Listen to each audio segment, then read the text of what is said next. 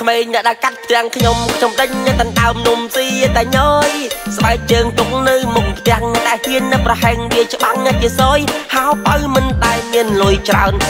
បំផុតគឺត្រឹម500តែឃើញមុខញយនៅកន្លែងស៊ីផឹកគីឡូទុំលប់មកគេដេកនៅពីយប់មកហើយងើបធ្វើការឡើងតាំងនៅពីព្រឹកទុំលប់ខ្ញុំដេកចិត្តភ្លឺហើយភ្ញាក់ថ្ងៃត្រង់ពុនខ្លួនឡើងស្ពឹកបើភ្នែកពួកមកចាំមុខផ្ទះសិតតែសេរីដើរស៊ីផឹកលើកដាច់កាត់ដល់បានផឹកសើចពេលខ្ញុំមិនលុយផឹកកបពេលខ្ញុំអត់លុយផឹកកបកដាទៀនស្រែកច្រៀងណែណាពេលគេថាថ្លង់ខ្ញុំក៏សើចឃើញស្រីស្អាតខ្ញុំក៏សើច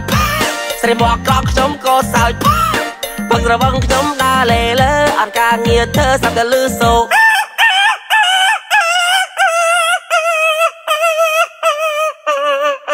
ទាត់ឆ្កែមួយជើងលេងទុកចង្កាហាត់ប្រាន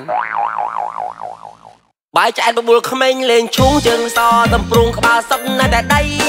ចាក់ធុងបារម្ភតាមខ្នល់គេជិះមកដល់សុំអង្គៀងបច្ច័យសុំបានលុយយកទិញស្រាផឹកទិញថងច្រកទឹកទុកគប់ស្អីឪគេដេញវាយកលន់មាត់ថា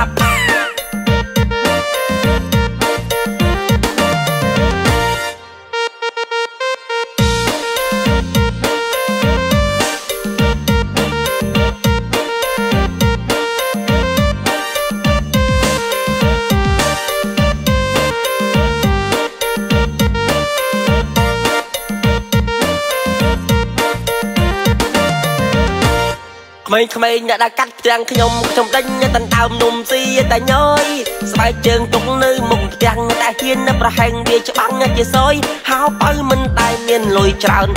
បំផុតគឺត្រឹម500តែឃើញមុខញយនៅកន្លែងស៊ីផឹកគីឡូ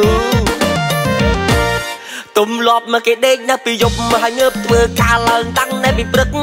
ទុំលប់ខ្ញុំដេកចិត្តភ្លឺហើយភ្ញាក់ថ្ងៃត្រង់ពុនខ្លួនឡើងស្ពឹកបើភ្នែកពួកមកចាំមុខផ្ទះសិតតែសេរីដើរស៊ីផឹកលើកដាច់កាត់ដល់បានផឹកសើចពេលខ្ញុំមិនលុយផឹកកបពេលខ្ញុំអត់លុយផឹកកបកដាទៀនស្រែកច្រៀងណែណាពេលគេថាថ្លង់ខ្ញុំក៏សើចឃើញស្រីស្អាតខ្ញុំក៏សើចស្រីមកក្រក់ខ្ញុំក៏សើចពឹងរវឹងខ្ញុំដើរលេលើអត់ការងារធ្វើសាប់តែលឺសូ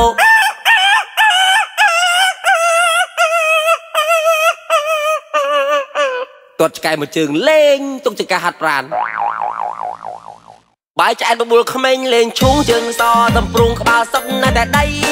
ចាក់ធុងបារម្ភតាមខ្នល់គេជិះមកដល់សុំអង្គៀងបច្ច័យសុំបានលុយយកទិញស្រាផឹកទិញថងច្រកទឹកទុកគប់ស្អីឪគេដេញវាយកលន់មាត់ថា